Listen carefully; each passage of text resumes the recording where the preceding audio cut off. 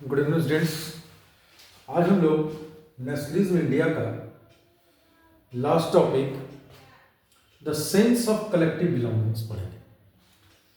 देखिए, पहले इसको समझिए, कलेक्टिव बिलोंगिंग्स क्या था। कलेक्टिव बिलोंगिंग्स माने एक तरह का सोच, माने सामूहिक रूप से जो है, सामूहिक सेंस ऑफ कलेक्टिव माने ये सोच कि ये मेरी धरती है, सबका ये सोच होना, ये मेरा राष्ट्रगान है, ये मेरी धरती है, ये मेरा देश है।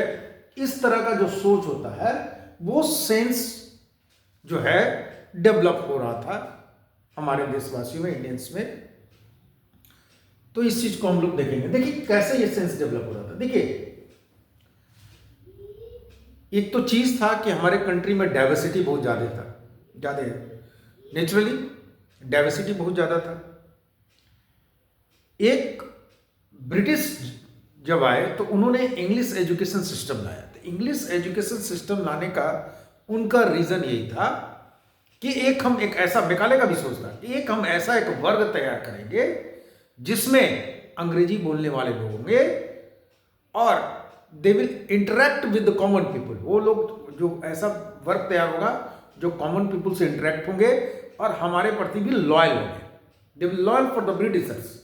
इस तरह की थिंकिंग जो है उन लोगों का था कि एक ऐसा वर्ग तैयार करेंगे, पढ़े लिखे वर्ग का। लेकिन यही वर्ग जो है, जो पढ़ लिख कर, बहुत सारे एक वर्ग जो है जो पढ़ लिख गया, वो चीजों को समझने लगा, वो पास्ट हिस्ट्री को जानने लगा कि हमारा पास्ट जो था कितना अच्छा था। हमारा वैदिक काल जो था, जब उसने पढ़ाई की तो उनको समझ में आया कि नहीं, हमारा जो पास्ट था इनसे भी ज्यादा अच्छा था।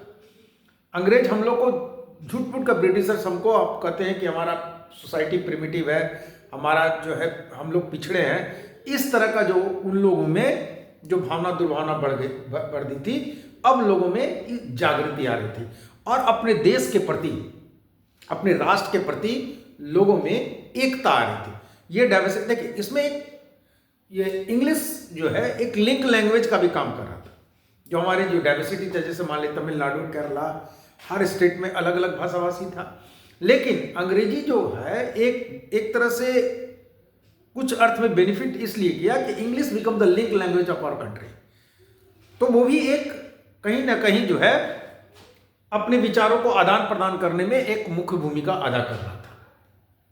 दूसरी बात, बहुत सारे लेख छप रहे थे, जैसे बंकिम चंद्र चट्टोपाध्याय ने आनंद मठ की लिखा, जिसमें उन्होंने वंदे मातरम गीत लिखा 1870 में। 1870 में उन्होंने आनंद मठ लिखा, जिसमें उन्होंने वंदे मातरम का गीत लिखा। उन्होंने उसमें जो है भारत माता को एक तपस्वी के रूप में दिखाया गया। इस तरह से बहुत सारे आइकॉन्स बने। हम देखते हैं कि बहुत सारे आइकॉन्स बने। 1921 में गांधी जी ने ट्राइकलर बनाया और इससे पहले जो बंग भंग मूवमेंट हुआ था, उस वक्त भी जो है तिरंगा जो है बनाया गया था आइकन के रूप में। उसी तरह हम देखते हैं कि बहुत सारे, रविन्द्रनाथ टैगोर ने बंगाल में जो है कल्चरल मूवमेंट चलाया, वहां पर सांस्कृतिक राष्ट्रवाद चलाया वहां पर। उसी तरह देखते हैं कि तमिलनाडु में भी नतेशा शास्त्री ने जो है तमिल में भी बहुत सारे रचनाएं की। उसी तरह हम देखते हैं कि 1921 में गांधी जी ने जो तिरंगा बनाया था, उसमें उन्होंने उसमें जो चक्र का जो था, वो हमारे जो है जो स्वावलंबी का प्रतीक था। इस तरह से हम देखते हैं कि बहुत सारे नेशनल आइकॉन्स बन रहे थे, जो हमारे जो है हमें ये दिखाने के लिए था कि हम गुलामी से छूटकर हम आजाद होना चाहते हैं।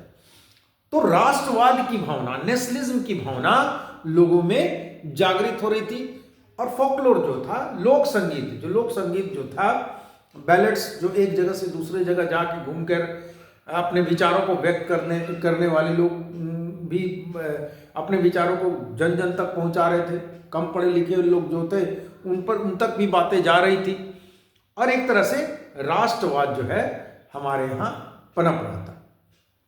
बहुत बड़े जो अनेक लेखकों ने जो है इस राष्ट्रवाद को आगे बढ़ाने में मदद किया। इस तरह से हम देखते हैं कि ये जो कलेक्टिव बिलोंगिंग्स की भावना जो थी, इससे बेनिफिट क्या हुआ कि लोगों में जो स्वतंत्रता की भावना है, फ्रीडम स्ट्रगल की भावना है, उसको त्वरित तीव्र करने में काफी योगदान हुआ। और खासकर गांधी जी जैसे व्यक्ति को फ्रीडम स्ट्रगल में ये जो राष्ट्रवाद की भावना है काफी मदद मिली, उसमें नेतृत्व करने में काफी मदद मिली। तो राष्ट्रवाद की भावना, जो सेंस ऑफ कलेक्टिव बिलोंगिंग्स, आप देखते हैं फ्रेंच रेवोल्यूशन में भी इस तरह का भावना आया था। इंपैक्ट ऑफ फ्रेंच रेवोल्यूशन आप फर्स्ट चैप्टर में देखे थे कि इंपैक्ट ऑफ फ्रेंच रेवोल्यूशन में क्या होता, जो नेशनल आइकॉन्स बनाए गए थे, उसमें French become a national language बना था, और वहाँ पर भी ट्राई कलर इंट्रोड्यूस हुआ था। तो उसी तरीके से यहाँ भी ट्राई कलर इंट्रोड्यूस हुआ, नेशनल सॉन्ग्स बनाए गए, राष्ट्रगीत वंदे मातरम गाया गया हमारे यहाँ। उसी तरह से हम देख रहे हैं कि कई जो है आंदोलन इसी नेशनल कलेक्टिव बिलोंगिंग के चलते ही ये कई तरह के आंदोलन हमारे देश में खड़ा हुआ। इस तरीके से हम देखते हैं कि जिस तरह से यूरोप में राष्ट्रवाद फैला अपने देश के लिए, अपनी संस्कृति के लिए, अपनी भाषा के लिए, उसी तरह से यहाँ भी भारत में भी अपनी भाषा के लिए, अपनी संस्कृति के लिए एक आवाज उठी और अपने अंदर जो हीन भावना थी उसको खत्म करने का प्रयास किया गया। तो ये आज हम लोगों ने पढ़ा जो chapter sense of collective belongings, जो लास्ट टॉपिक था नेशनलिज्म इन इंडिया का, तो ये चैप्टर आज खत्म होता है। आगे फिर हम लोग नेक्स्ट चैप्टर में देखेंगे। आज के लिए बस इतना ही।